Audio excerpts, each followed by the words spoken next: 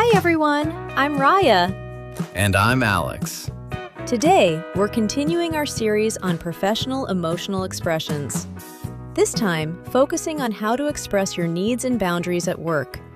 Because knowing how to set limits professionally is just as important as knowing how to do the work itself? Completely. In professional settings, expressing a need or a boundary the wrong way can make you seem demanding, difficult, or unprepared. But phrases like, "I'd appreciate some clarity on this," "I feel strongly about this," "I need some time to process this," "I'd like to express my concerns about," Those all hold a position or ask for something, but without creating conflict. Exactly. Today, we're giving you 5 expressions for needs and boundaries at work, what they mean, when to use them, and how they sound in real professional conversations. Raya, I used to really struggle with saying no at work, or asking for what I needed. I'd either say nothing and just absorb everything, or I'd say something and immediately feel like I'd said it wrong. What did "said it wrong" look like? Like, someone would pile more work on me and I'd say, "I already have too much, I can't take this on." And even though it was true, I could see the reaction. Like I was being difficult. Like I was not a team player. Because the content was honest, but the delivery created resistance. Exactly. And then I'd feel guilty for saying anything at all. So next time I'd just say nothing. And the cycle continued.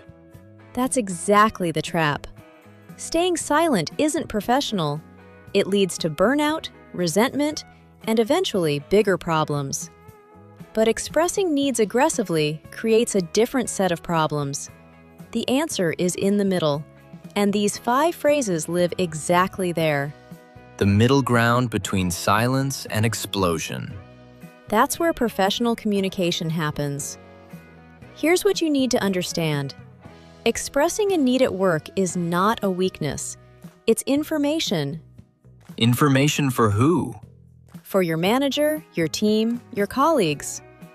When you say, "I'm a bit overwhelmed with my current workload," you're not complaining. You're giving your manager data they need to make good decisions. Maybe they didn't know. Maybe they can help. But if you say nothing, they assume everything is fine. So silence actually creates more problems than speaking up. Almost always. And when you use professional language to speak up, you're not just protecting yourself. You're helping the whole team work better. It's not about you. It's about the work. Frame it that way, and people will hear it that way. Here's the rule. Lead with the professional impact, not the personal feeling. What does that mean? Instead of, "I'm really stressed and I need help," try, "I want to make sure the quality of my work stays high, and I'd appreciate some support with prioritization." Same need, but framed around the work, not just the emotion. People in professional settings respond better to impact than to feeling. So you're not asking for sympathy. You're asking for a practical solution. And that reframe changes everything. Ready? Let's go. 5 expressions. Let's go. Number 1. I'd appreciate some clarity on this. Instead of, "I don't understand," or "this isn't clear." Exactly. "I don't understand" can sound like you're blaming the explanation. "This isn't clear" can sound like a complaint. But "I'd appreciate some clarity on this" is polite, specific, and professional. It says, "I'm engaged, I want to get this right, and I need a little more information to do that." "I have no idea what you want from me here." Versus, "I'd appreciate some clarity on the expected outcome. That would really help me move forward." the second one is solution-focused and respectful. It keeps the relationship intact while getting you what you need. Number 2, I feel strongly about this. For when something really matters to you? Yes, when you have a conviction, a position, or a value that you're not willing to compromise on. I feel strongly about this signals that this isn't just a preference, it's important to you. It's firm without being aggressive. No, I really disagree with this. I don't think we should do it this way. Versus, I feel strongly about this approach. I'd like to take a few minutes to explain my reasoning if that's okay. the second one holds the position, but invites dialogue instead of shutting it down. Number 3. I'm a bit overwhelmed with my current workload. This one takes courage to say at work. It does, but it's essential. I'm a bit overwhelmed is honest, measured, and professional. The "a bit" softens it just enough that it doesn't sound like a crisis, but it clearly signals that something needs to change. And it opens the door for your manager to help. I have way too much work. I literally can't do all of this. Versus, I want to be transparent. I'm a bit overwhelmed with my current workload. Could we talk about priorities so I can make sure the most important things get done well? the second one is proactive, not reactive. It shows you're managing the situation, not drowning in it. Number 4. I need some time to process this. For when something unexpected happens and you need space? Exactly. When news, feedback, or a decision catches you emotionally, this phrase buys you time to respond thoughtfully instead of reactively. It's honest, it's mature, and it signals emotional intelligence. You're not shutting down, you're being responsible with your response. I don't know what to say right now. This is a lot. Versus, I need some time to process this. Could we reconnect tomorrow so I can give you a more considered response? the second one shows self-awareness and professionalism, even in a difficult moment. Especially in a difficult moment. Number 5. I'd like to express my concerns about. This one feels quite formal. It is, and that's intentional. You use it when something is serious enough to address directly and formally. It signals that what follows is important and considered, not a passing complaint. It also gives the other person time to prepare to listen properly. I'm really worried about how this project is being managed. I think there are serious problems. Versus, I'd like to express my concerns about the current project timeline. I think there are a few areas worth reviewing together. the second one raises exactly the same concern, but it's collaborative, not accusatory. It invites a conversation instead of creating a confrontation. Raya, is there a risk that using these phrases makes you seem too careful? Like you're overthinking every word? In casual conversation, maybe. But in a professional setting, considered language is a sign of maturity, not overthinking. Why does that difference matter? Because at work, words have consequences. A frustrated comment in a meeting can follow you. A poorly worded email can be forwarded. But when you consistently express yourself clearly and professionally, people notice. You become someone who can be trusted with difficult conversations. So professional language isn't just about sounding polished. It's about building a reputation. Over time, absolutely. Every conversation is a small deposit into how people see you, and these phrases make sure those deposits are positive ones. It's a long game. The most important ones always are. Let me show you the difference. Raya, imagine you're in a one-on-one with your manager. She's just given you critical feedback on your recent work and assigned you 2 new projects on top of your existing load.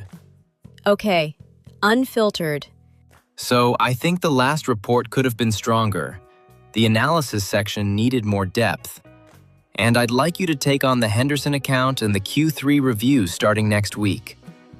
I mean, that's a lot. I'm already really busy. And honestly, I didn't know the report was a problem. Nobody said anything. I'm a bit shocked right now. I understand. I just don't know how I'm supposed to do all of this. It feels like too much. Every feeling was valid. But the conversation stopped moving forward. The manager felt attacked, and Raya felt unheard. Nobody got what they needed. Same meeting, same feedback, same new projects. Raya, use the professional expressions this time. Let's go. So I think the last report could have been stronger. The analysis section needed more depth. And I'd like you to take on the Henderson account and the Q3 review starting next week. Thank you for the feedback. I need some time to process the comments on the report. I'd like to make sure I fully understand what you were looking for so I can improve on it. Of course. We can follow up on that separately.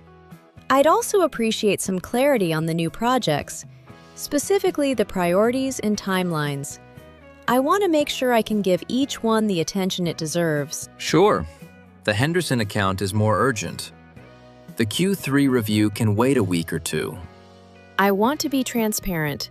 I'm a bit overwhelmed with my current workload.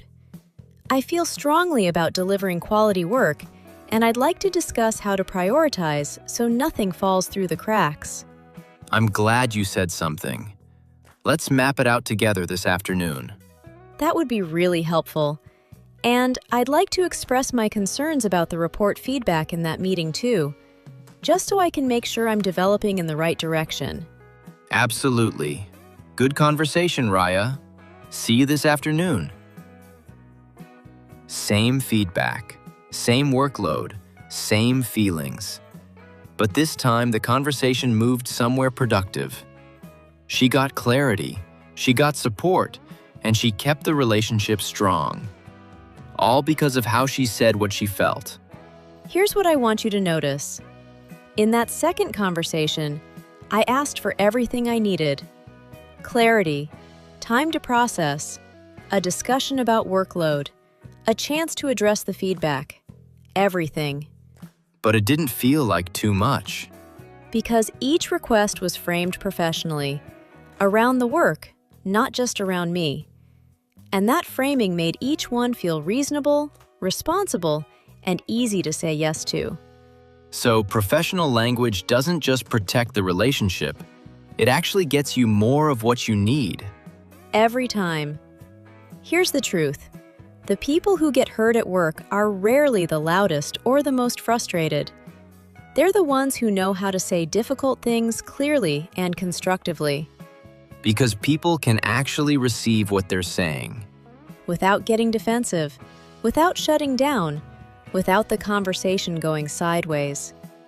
That's what these phrases do. They make hard things sayable. And once something is sayable, it's solvable. That's the whole point.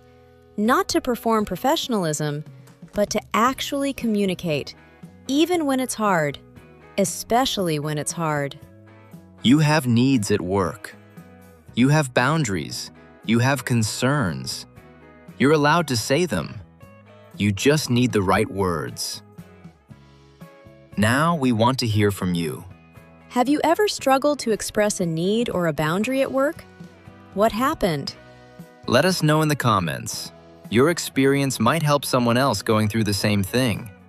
And this week, if a moment comes up at work where you need something, try one of these phrases instead of staying silent or reacting emotionally. Start with, I'd appreciate some clarity on this, and I need some time to process this. Those two are useful in almost any professional situation. The more you use them, the more natural they become. And the more natural they become, the more confidently you'll show up at work. Thanks so much for watching. We really appreciate you being here. We'll see you in the next one. Goodbye, everyone.